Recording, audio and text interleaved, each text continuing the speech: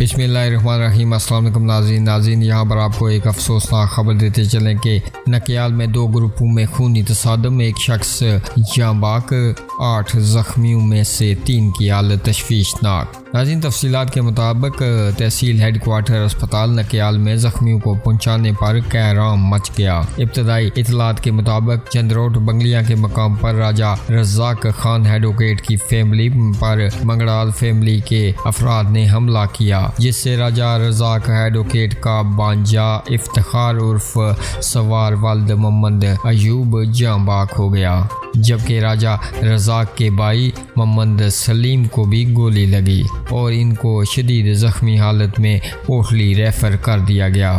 6 سے 8 افراد شدید زخمی ہیں، جن میں 3 خواتین بھی شامل ہیں۔ ناظرین، افتخار احمد عرف سوار دبئی سے گھر آئے ہوئے تھے۔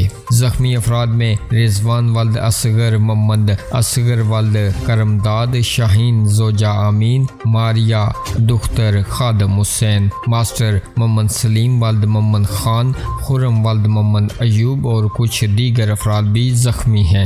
ناظرین، مقامی افراد کے مطابق جمعے کے روز سے سپلائی کے آٹے کی ترسیل اور ریٹ پر جھگڑا ہوا، جو کہ جان لیوا ثابت ہوا، ایک قیمتی جان چلی گئی۔ ناظرین، آپ بھی اپنی رائے کا اظہار اس افسوسناک خبر کے حوالے سے نیچے کمنٹ باکس میں ضرور کیجیے گا، اور مزید خبروں اور اپڈیٹس کے لیے ہمارے اس چینل کو سبسکرائب کیجیے گا۔